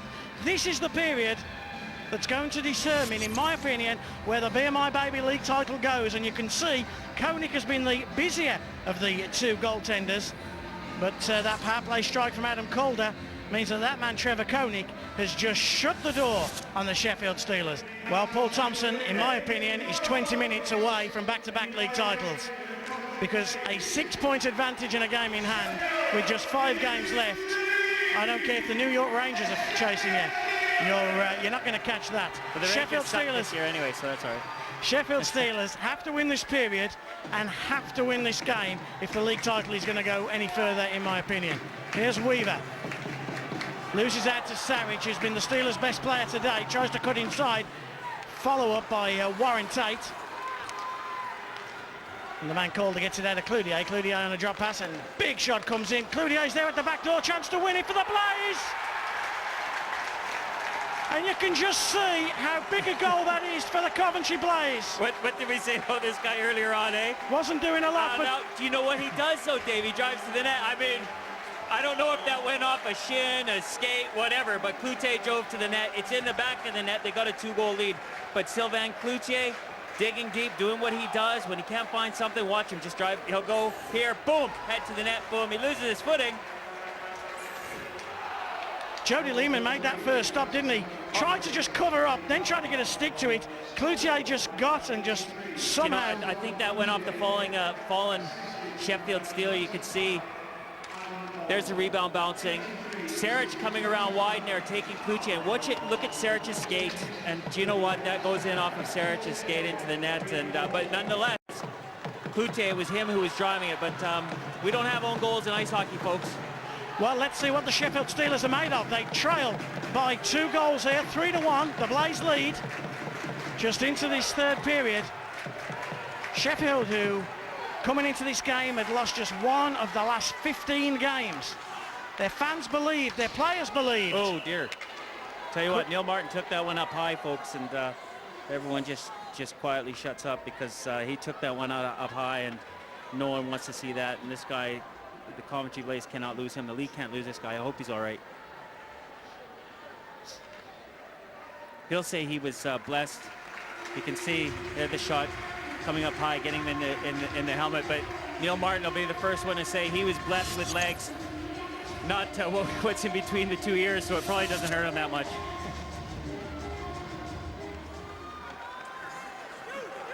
Weaver, who of course will captain the Great Britain national team to Austria. Here's Stewart. Stewart one-on-one. Stewart scores and wraps it up. Danny Stewart, his only 2nd goal in the last 16 games, has scored for the Coventry Blaze, their 4th goal of the night, 2nd inside 2 minutes of this third and final period. The Coventry Blaze have come into Sheffield 4 times this season. 3 times they've gone home the losing team. But on this one, the night that it matters, they lead by 4-1. Outstanding finish by Stewart. Stewart getting a lucky bounce off of Mazzano, who mishandles the puck on his own blue line. And I think we're getting a timeout called here, probably by Matzos. I'm not actually quite sure, but Dave Matzos may be calling a timeout, trying to regroup the troops. Stewart, all year long we've seen this guy dig. He's the kind of player, he's like a bulldog, gets his head down and just drives. He makes a great finish on Lehman. But again, Mazzano probably going to be, you know what, desperately going to be very, very upset with himself for giving the puck away. And, you know, you just cannot give the puck away with a guy heading in with that speed. So David Matsos has some thinking to do. The Sheffield Steelers have fought for 15 games, have gone on an incredible run just to get back into this title hunt. Worked so hard, won so many games, big games. But now it's the Coventry Blaze who have led the league since the second weekend of the year. Finnerty doesn't get taken down, stays on his feet, drives hard round Weaver, cuts to the middle, now gets taken down. Weaver's on his way to the penalty box. Sheffield Steelers are going to the power play. You can just see, what are you saying, Nick? Taking the guy wide. Nick's making all kinds of driving wide, Dave. Look at this is what they do now. They've had their chances up the middle. Now Finnerty using his speed, going inside, outside, and just giving the little dipsy doodle on Weaver. And Weaver forced to make the little hook. And you wonder if Weaver was at full 100% fitness, if he would have had to make that because he's so good on the spin. But nonetheless, the Sheffield Steelers on the power play got a great opportunity to try and pull this one back and close things within 2. Sheffield on the power play. They've scored their only goal of the night on the power play. Here's Talbot. Steelers to try and get back into this one. Tate gets it back to Tessier. Tessier takes the shot through traffic. Timmins picks up on a rebound. Makes a pass out for Calder, who has an easy out all the way down the ice behind Lehman's goal. Here comes Sarich. Sarich with speed. Red line, fires it straight. That obviously is the plan of the Sheffield Steelers, because every time they have that opportunity, that seems to be the move that they're making. But it's the one now that they're not having any success. Where they're having success is like we've seen just on Finnerty driving right around Weaver. That's what they have to do, and we've seen them so good at it all year long. They have to go to plan B. Le Gui gets it back to the point, but Tessier struggles to control, then finally bats it out of the air. Joe Talbot gets it to Le Gui. Tessier's waiting for it. Here is Dan Tessier. Tessier back to Le Gui. 60 seconds remain on the power play. Puck low with Talbot. Talbot cuts inside. Now gets it to Le Gui. Le Gui fires one. It was high. Bounces off the boards to Talbot. Keeps puck possession for the Sheffield Steelers. Cloutier and Tessier in a battle. Le Gui will have the pass from Sarich. That didn't look like it crossed the line to me, but I'm not the linesman down there, and Marco Conan said it did. I don't know if it did, David. You know, we haven't looked at the replay yet, but the puck has got to clear. You know, you see the thick blue line. It can't just go into it. It's got to clear the whole zone and fully clear the edge that's closest to the red line in the neutral zone, and that was tight. Still power play time, though, for David Matsos' team. Finnerty, who's got tons of character, chips it in. Phillips goes to get it. Now Finnerty on the backhand, gets it back to Jonathan Phillips. They look up and they can see Shepherd in front of Koenig, and here's Phillips now. He's going to cut to the inside, forces Koenig, a little bit of pushing and shoving, and the goal, and it's given a goal, and the Sheffield Steelers have got a power play effort. The Coventry Blaze aren't happy. They look at the goal judge, who hasn't yet put his light on. But do you know what? It doesn't matter what the goal judge does. Michael Hicks was right behind that goal and looking at the puck. Now, what do we say, David? Get to Koenig, drive in on him, drive in those wide lanes, get in front of him, bug him. And the Sheffield Steelers have done that here. We'll see what happens. Look at them working it down low. Jonathan drive Phillips to the net, driving, and then there's the rebound.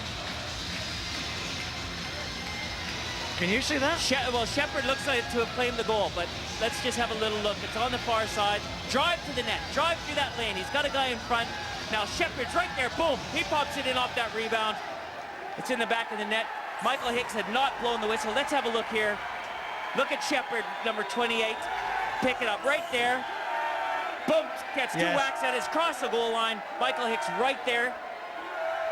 It's a goal. Michael Hicks made the right decision, and you can see he was adamant with his pointing as well, can't you? And now look at Koenig. Look at Koenig. He's got the puck in his locker, throws it. That's what the Sheffield Steelers want. Get underneath this guy's skin, because he's been so solid now, and now let's test him. So the Sheffield Steelers back in it, 4-2. Still just under 16 minutes remain. They've gone under Trevor Koenig's skin. Can they get back into this one? 2 goals. 1 for Shepherd, and a goal for the Coventry Blaze. They fired one right through the 5-hole of Jody Lehman. And Jody Lehman, who has been solid and outstanding, well, just won that one back. Long shot from the outside, right through the 5-hole of the Sheffield Steelers goalie. And as the Steelers get back into it, The Coventry Blaze make it by 5 goals to 2. Well, the shot coming out, look at how the Blaze, they gain the zone, and there's a one-timer from, you know, it's from a far angle. It's got more drive into the net. Jody Lehman will definitely want this back, but Calder getting it from Carlson on the one-timer. And I suppose that's what it is that Jody Lehman's moving laterally across his net. Look at this, boom. Finds a 5-hole, and it just takes the deflection. Great shot. The guy is just unbelievable. Like I say, NHL shot, folks. It doesn't get any better than that, but Jody Lehman will want that one. You know, any goalie that gets beaten from far out there and it trickles between the 5-hole, it's going to hurt them. Hat-trick for Adam Calder, the man we said was the one to watch tonight. So Sheffield have got back in it once. Can they get back in it a second time? They trail by 3 with 15 minutes to go. Joe Talbot just trying to cheat there, and you have to say that's what the Sheffield Steelers are going to have to do. Just throw everything at the Coventry Blaze, run and gun. Here's Le Guy, the guy who set the Sheffield Steelers up early doors on that power play blast. Le Guy holds the play. He's got Manzano joining the action, but he just throws it at the net. And here's Danny Stewart, who scored the 4th goal for Coventry from a long angle, gives it to Lehman. Whistle blows, Lehman makes the stop. So a lot of to-in and fro-in with the linesman Marco Conan and Danny Stewart of Coventry. But we're underway. Phillips has got to get into that corner first. Archer and Phillips clash. Thomas on a nice backhand, gets it out to Warren Tate, gives it to Finnerty. Finnerty comes with speed as Tate drives to the net. Tate is driving to the net. There's going to be a penalty on the clock as Tate drove to the net. I'm still waiting to see who the penalties are going. It's an interference call. Well, it'll be an interference call against the Coventry Blaze. Neil Martin, I believe, because he had to pick Ashley Tate up, drive into the net, and see Neil Martin. I wonder if that... Well, that's nasty, isn't it, on Neil Martin? Now, we don't know. Obviously, that's not from earlier on. That's happened just now. He's going to be he's a feisty guy, but let's see what happens here. Again, the Sheffield Steelers driving wide. Ashley Tate going to the net, and Warren Tate. Yeah, as Warren Tate went down, his stick just jabs into the nose, doesn't it, of Neil Martin there, and then there again. Yep. See Neil Martin grimace there, and I think we'd all grimace there, wouldn't we? Neil Martin doing what he's got to do. He takes the man. Warren Tate just being really, really physical. Well, he's in the middle of a sandwich there between Koenig and Tate. He gets sticked, he gets blocked. So 14 minutes and 30 seconds remain. Warren Tate on the 2-2 for accidental high sticks. And the Sheffield Steelers will be killing penalty. As the Coventry Blaze power play comes in, Mark Thomas goes over to serve that penalty.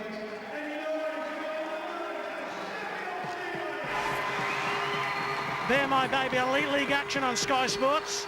Power play time for the best power play in the league. But Sheffield have done well in killing a lot of the Coventry-based power plays. Here's Adam Calder, he's already got 3 tonight. Tries to drive through Munu, finishes with a late one on Calder, and Sheffield have the easy out. Koenig collects and leaves it for Dan Carlson. Carlson picks up behind the goal of his netminder. Calder and Munn having a few words, but folks, watch this guy on the puck right now, and when he doesn't have the puck, his movement and how he opens things up for his players, because he creates so much space and so many passing lanes for other opportunities. Savage with an out, can't get it all the way out across to Calder, gives it to Weaver, to Cloutier. Huppy's waiting, Huppy just couldn't quite take enough of that, and Savage took Huppy off the puck. Sheffield will break with Steve Munn.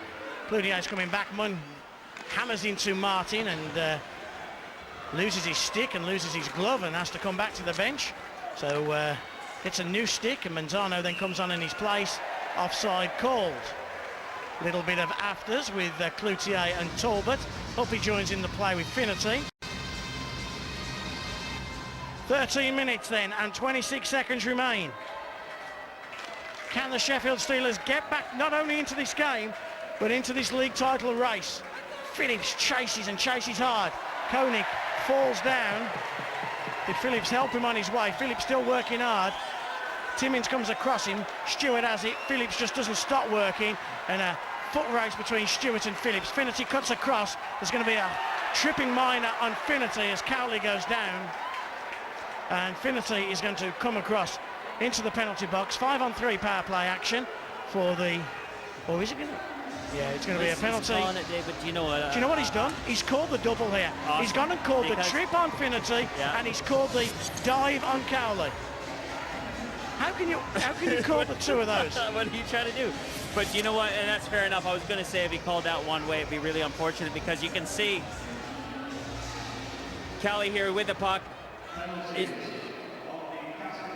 But you tell me, and we had this, Nick, last week when you were on the beach somewhere on holiday, and Ruben and I were talking about this, and Russ Cowley was the player in question, where the referee calls the trip and he calls the dive. Explain how it can be both. It's a trip or it's a dive. Yeah, and I think that's what everyone's saying here. Or in that case, because of what happened behind the play as well, I mean, there was a little bit of stick grabbing, a little bit of holding, and that's where I would like the refs to put the puck in their, put the whistle in their pocket, because really he didn't need to make a call there. Or make the right decision. Do you think referee it is a trip, or referee, do you think the player do? I think just let them both go. But here's Barrymore. Cuts down the middle. Let the players decide. What we said at the start of the night. Cloutier's waiting at the back door. Couldn't quite get it past as Le Guy finishes. Another long shot comes in. So it was Desjardins. Desjardins finished hard. Here's Dan Carlson. Still power play time. 1 bite, 2 bites. Lima makes the first save and the second save. Sheffield have their players back to full strength. We're now 5 on 5. Desjardins again, strong in the corner. Mark Thomas breaks down the right-hand side. Hits the red line and chips. There was a bit of afters between Mark Thomas. Niggly around the benches. It is very much so. Barry Moore this time with Mark Thomas. Coventry chip in as we hit the 12-minute mark. Le Guy, can he get puck possession? He can, and he gives it to Tessier. Tessier, top of the circle, fakes the shot, goes to Ashley Tate. Ashley Tate couldn't just get good wood on it. Tate again with Tessier, gets it to Steve Munn. Munn throws one at the net, rebounds off the skates of Danny Stewart. Good work by Casey Timmins holding up Tate on that, making a good defensive play. Didn't let Ashley Tate get good wood on the shot. Ashley Tate fires one, Koenig with the stop. Dan Tessier waits in the face-off circle. He has 11:41 to try and weave some magic to get the Steelers back in this one. Here's Savage, gets it out to Tessier. Still 5 on 5. Puck goes to Tate. Tate tries the shot, but Stewart had got out to him so quickly. And Sheffield have to regroup, chip it in. That man Timmins, Casey Timmins. Tessier comes hard at him, but he gets the puck down. Munt gets all the way back, goes behind the goal of Lehman as Stewart comes in, reverses the pass. Savage cuts it right down the middle to Dan Tessier. Tessier, heads up play. Ashley Tate. Le Guy's just in front of Koenig. Here is Le Guy. Gets it back out to Manzano. Manzano takes a shot, just gets deflected off the forechecker. Coventry still can't clear the zone. Manzano with the second bite of the cherry. Pierce tries to clear on his backhand side, and again Manzano just couldn't get the puck in deep. 3 on 2 break for the Coventry Blaze. Stewart, is he going to go out to Barry Moore? He just holds on to the puck now, throws one at the net. Moore got his stick just in front of Thomas, but Ashley Tate gets to the loose puck first. Gives it to the captain, Jonathan Phillips. Phillips only knows one way, all out. Comes with speed, fires it into Koenig's glove, and then follows through on Koenig. Koenig with quick hands had given the puck out to Jonathan Weaver. Weaver red line and in. Lehman comes from behind his goal, forces the puck out, but Sheffield haven't got an easy out, and good work on the boards by Colson. Munn on his backhand, can't quite clear. Calder keeps the puck in. Manzano's now going to have an out, and Manzano skates, but can he get to the red line to get it in deep? No, he can't. He gets robbed by Colson. 3 players come in. Here's Soderstrom. Soderstrom's got Calder on the back door. That would just be simply greedy if he went for a 4th goal. Calder then falls over a loose stick. Koenig's come well out of his goal, and Soderstrom's come all the way back. Phillips couldn't quite control. Calder helps it on its way. Into the final 10 minutes of the 3rd period. Sheffield need 3 goals to take this into overtime and keep their title aspirations alive. Munn hits the blue line. They need 4 to win this in regulation. I think most people in this building would take 3 in overtime right now, Nick. Kimmy Timmins gets it to the red line, chips it in. I think that would be slightly greedy, 4 in 9 minutes. Desjardins, who hasn't stopped working, gets it out to Tessier, to Le Guy, top of the circle Le Guy, but then just found on the pass back to Tessier. and the Sheffield Steelers have to regroup and come all the way back. Saric collects, heads up pass to Dan Tessier. Tessier is looking for some options, comes wide out to Saric. Saric will try and force, and he does. Saric is going to be one of those players that has to overcommit in these remaining 9 minutes. Jeff Le Guive chips into the opposite corner. Tate goes to get there. Stewart got there first. Steelers now with puck possession. There's a man at the back door and they score. It was Le Guive. And I think it was Ashley Tate who just threw one out of the corner. Tate and Tessier threw one out of the corner. Hits the back of Koenig. Maybe we've got a hockey game. I look to you, Nick. I love it. Shoot the puck. You never know. You can even score behind the goal line. And right now, I know it's 5-3 in terms of a score line, but it's 1-1 in terms of goalies wanting one back. So we can say it's even in that department. We can, the puck going down low behind the goal line. It's Tessier. I imagine he's trying to find Le Guive out front, but Koenig getting a piece of it and bouncing on behind. Look at Koenig. You can see him moving to his near post just in that shot there, and Tessier just sending it in, and it goes off of Koenig's right leg, inside leg, and as the goalie's spinning, he's making a move out to make sure that he can shut down the No, it's off Timmins, isn't it? It's off Timmins. I don't know, the logo is in the way. But, hey, Dan Tessier won't care. He'll credit that goal.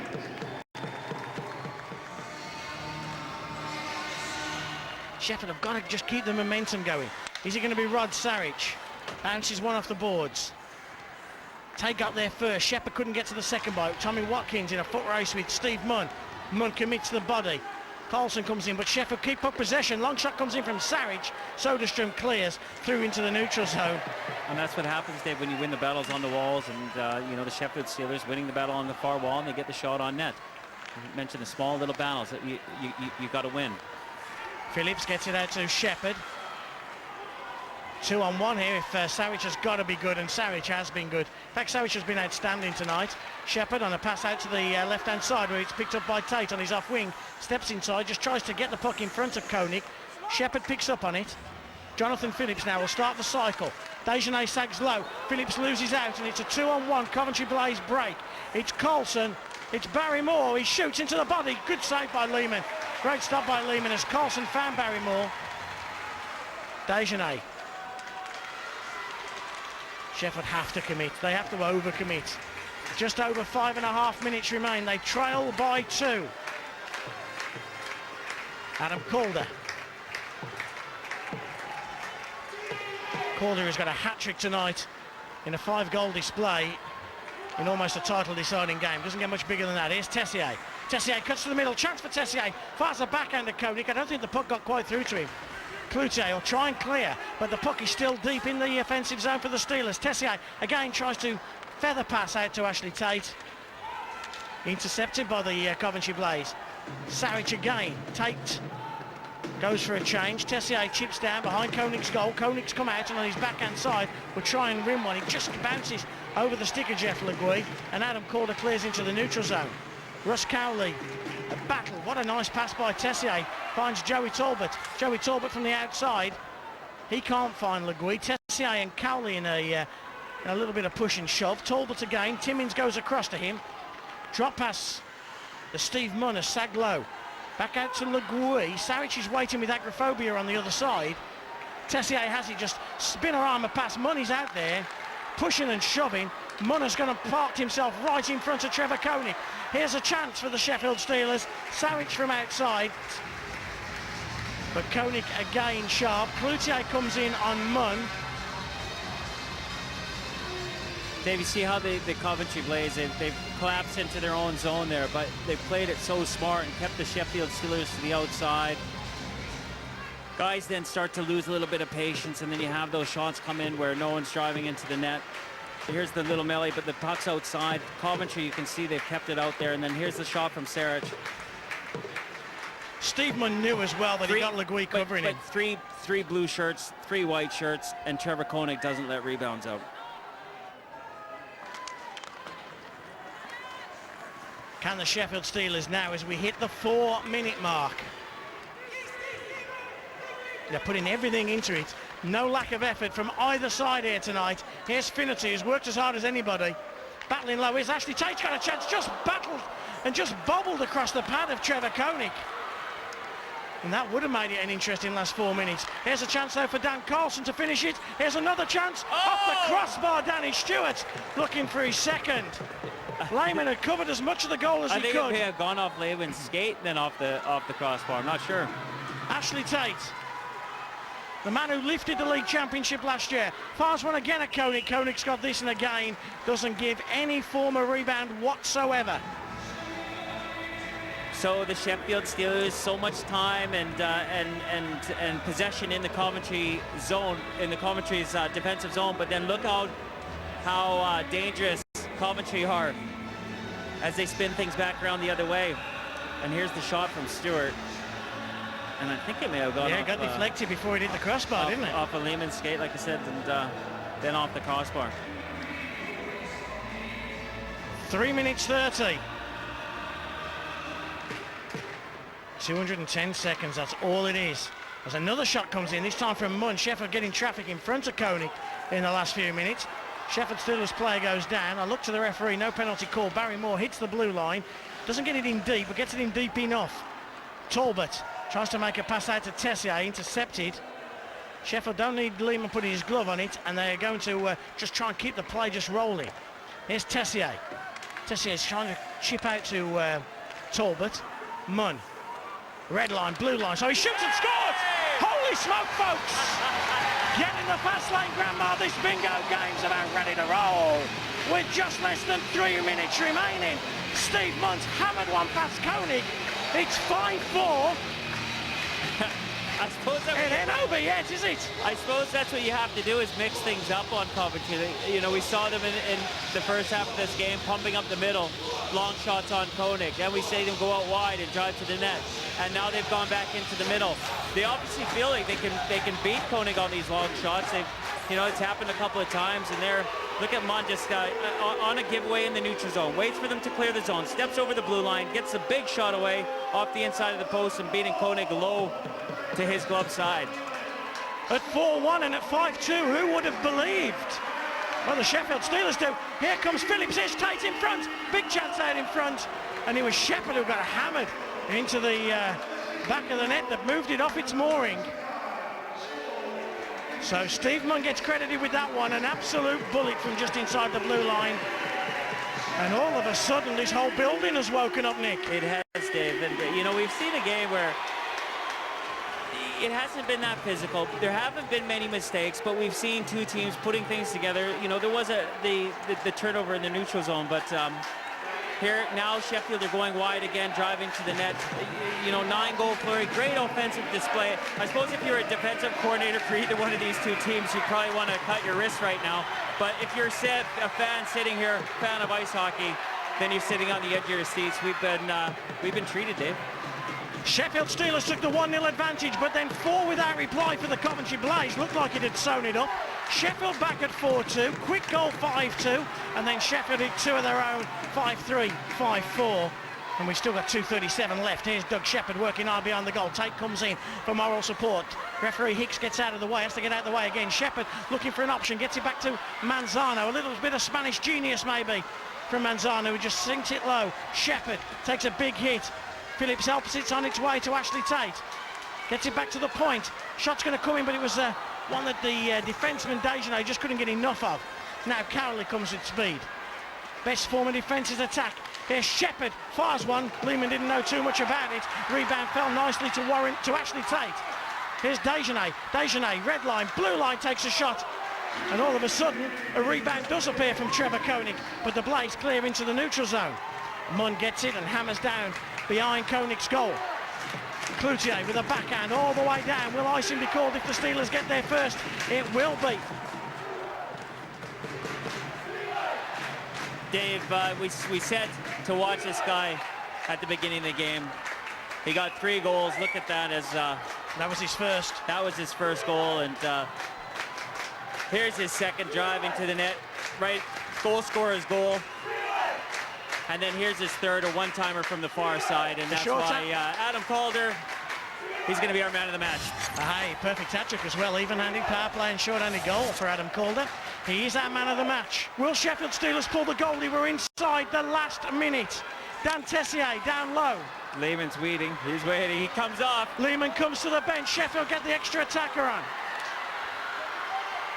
And now Coventry break down the left-hand side with Carlson, but they don't find the empty net on the first time. Calder does on the second. Tries to find Colson, who was coming in. Sheffield, though, have got to work hard to get to that loose puck. They've got to cover the goal as well. They do, and it goes through Sarich. And it goes waved off. Is it waved off by...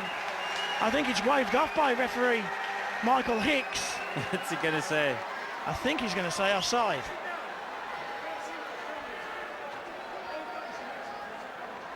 So Michael Hicks says no goal. Well, here's the shot coming in. I think off Casey Timmins. Offside.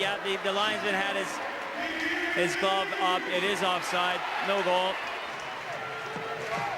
David Matsos, what runs through his mind? No goalie down to his left-hand side. 6 Steelers, 5 Coventry Blaze players. The Sheffield Steelers 4-1, 5-2 down. They've clawed their way back into this one 5-4. And here it comes. One last rush. One last chance for the Sheffield Steelers. They chip it in behind Koenig's goal. Can they get puck possession? They can't, and the puck's rebound all the way round. Icing waved off. 10 seconds. Sarich, a moment of genius perhaps. Takes a long shot, but it bounces and it bobbles. Phillips, chance for Legui. Bangs one off the boards. Koenig gets there first. The clock counts down. The Coventry Blaze beat the Sheffield Steelers by 5-4. They say every game is 2 points, but you just get the feeling that this game was for a little bit more than 2 points. And Paul Thompson will be a happy coach. He feels that he will be closer to back-to-back league titles. It's the Blaze 5, the Steelers 4. Reaction to this coming up right after the break. Don't you dare go anywhere. Welcome back to the BMI Baby Elite Ice Hockey League here on Sky Sports. We're in Sheffield. In the race for the title, the Coventry Blaze have taken a huge step forward and put their noses towards the finish line. Well, it was a shootout here in Sheffield, 9 goals, but Dave, you got to say the Coventry Blaze, they've got one hand on that league title, don't they? Oh, without a shadow of a doubt. They came out tonight, and this is the first game they've won in Sheffield this season in 4 games, but it was the important one. Yeah. One thing, I didn't think we'd see 9 goals. I thought it'd be a lot tighter tonight, but the Coventry Blaze took advantage of a little bit of sloppy play by Sheffield at times. Well, of course, you know, in the first 2 periods, it was 2-1 going into the third, and then the shootout started, didn't it? It did indeed. You know, Sheffield got off to that good start, which is what the Sheffield Steelers would have wanted, but then, you know, Calder came back in with the power play strike and the short-handed goal for 2-1, and then Sheffield really had to commit in that third period, but it was a third period of goals, Yeah, and then goals, a few more let's goals. Let's have a look at those goals in the third period. And well, straight off the bat, it's early doors, isn't it? And Cloutier, big shot comes in from Calder, rebound, and then I think you thought that came off Sarich's skate, yeah. But Cloutier driving to the net and making, you know, causing that. Yeah, and of course you put the kiss of death on the Sheffield Steelers by saying that Cloutier hadn't done a great deal up until then, and then straight off the back. Unlucky bounce there from Mazzano. Stewart bats it down out of the air. He goes off the pad of Thomas, and then Stewart goes in alone, and I think that's his first goal for a long time, but Right, yeah. took Keep it well. saying it was Mazzano giving that puck away, but it wasn't, was it? No, that's right, yeah. It was so 4-1, and in all fairness, it should have been game over, but Jonathan Phillips drives to the net, and good refereeing for Michael Hicks. We saw in the super slow-mo and the replay that puck did cross the line said that in Sheffield midair. had to start driving to the net, and they did. They did, and Michael Hicks right on jogging on the spot, and great spot. There's 28. For that, and you can see Shepard getting 2 cracks at it and beating Koenig. Yeah. And, you know, Sheffield had hope there, 4-2. There was, 12 or 13 minutes left. You thought Sheffield would then come and perhaps throw the kitchen sink, but right in the very next shift, poor old Jody Lehman, you're going to see... a few seconds later, you can see that one-timer from Just Calder. It's hat-trick goal, and Jody Lehman moving laterally across, and just that little bit of the 5-hole is open, and that's all Calder needs. Yeah, then Tessier, and did that come off Timmins? Did it come? I think it might have come off Timmins. Yeah, it's come off Timmins' skate and just goes through Trevor Koenig. You can see the disappointment of Timmins. And then Steve Munn with an absolute hammer with just a couple of minutes left. And the building believed again. here in Sheffield, but it wasn't to be for the Sheffield Steelers, and a championship-winning performance in my mind from the Coventry team. And we did talk about Koenig and letting in that long goal, but this guy, I mean, I know 4 goals he let in, but I mean, for me, he was outstanding. Especially in the second period when the Sheffield Steelers had the 5-on-4 and the 5-on-3 power play time. Trevor Koenig just came to the front, and he proved that's why he is, you know, one of the league's leading goaltenders, Nick. He was outstanding. He was square on, and he just shut the door on Sheffield. All right, well, earlier on, you caught up with both head coaches. Here's what they had to say. Paul, they only give you 2 points for a win, but I think you got a bit more than 2 points tonight.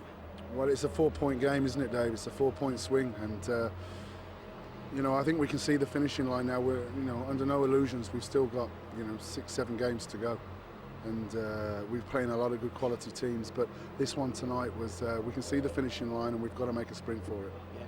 Your key players came to the fore tonight. Koenig outstanding, and Adam Calder with 3. You know, I'm not one at singling out players, but there's not been a better player in my eyes than Adam Calder in this league this year. He's single-handedly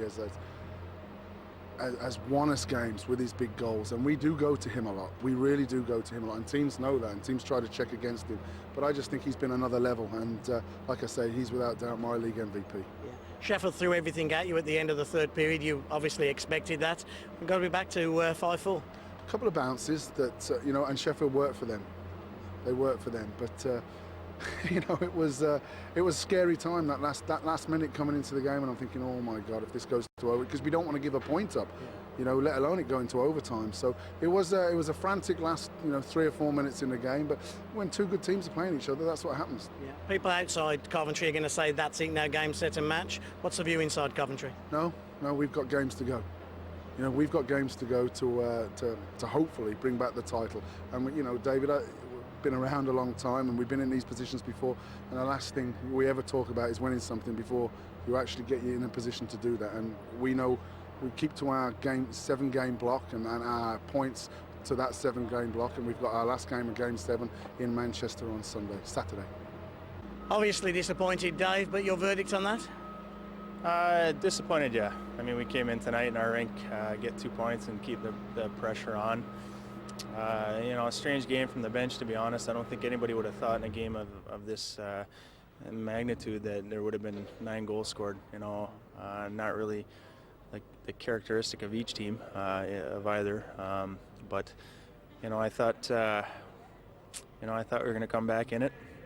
Certainly, I know there's a few goals that we wish we could have back. There's a couple of ugly bounces, but hey, it's the nature of the game. You know, this Coventry team's been on their game all year, and you know, in fairness to these guys in our room, they've done well. They've been very, very consistent and put themselves in a position to win it. And you know, it's in theory it's not done yet. We're just going to come back, keep working hard, and you know, roll. Okay, Coventry obviously a quality team, but did you feel you just gave them too much tonight? Yeah. I thought tonight they were the better team, just like getting a loose box, you know, little battles, foot races, and stuff like that. And for us, I mean, that's our game. So they got the better of us tonight when they shouldn't have, and you know, I think that was probably the end of the result. And there's one other game tonight, and it was in Hull. Hull beating the Basingstoke Bison 4-3. And that's a shock, really, because I thought Basingstoke would win in Hull and then leapfrog above the Edinburgh Capitals, but those two just can't be separated right now. That's going to go down to the very final game of the year, you know. Yeah. That's Sunday, last Sunday. Do you think Coventry are looking at Edinburgh and thinking, oh dear, I don't want that as a matchup? Well, you know what, they've lost 3 times to the to the Edinburgh Capitals this year. But you know what, I think Paul Thompson will be quite happy with Edinburgh Basingstoke. He won't care. Right, okay. He's a first-place team. Yeah. They're not going to care. No one's going to care. Exactly. Dave, again, I mean, you know, you've talked about the Coventry Blaze all season, and now, you know, you've said way before Christmas that they've won this league. Do you think now it's all there? I told you in the second week in November, because I just couldn't see them losing 6 or 7 more games than the chasing teams, whether it be Nottingham, Belfast or Sheffield. Yeah. And even tonight, Sheffield were 4 points down, a game in hand going into tonight. It was always an uphill battle. A lot of people here believed, but you know, Coventry have been the best team all year. But Sheffield have gone from a 6th-place team to a 4th-place club to this year to a 2nd-place. Of course, the team. Challenge Cup has already been won, but we still have 3 more pieces of silverware we do. up for grabs, and it comes to you with the British Knockout Cup, and that will be our next game coming your way here on Sky Sports. Will be the British Knockout Cup first leg, the Basingstoke Bison against the Coventry Blaze on Sky Sports 3, Friday the 14th of March.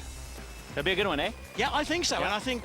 And I think Coventry now, having pretty much got the league wrapped up tonight, I just think that Coventry will perhaps take that Knockout Cup a little bit more seriously. And Well, do you know, Basingstoke, silverware is silverware. You got to fill the cabinet. exactly. But it's a chance for the Basingstoke Bison. You know, not one of the glamour Yeah. clubs, if you like, and especially down in their rink, we know how hard it is down there. All right, buddy. Got him back? Okay.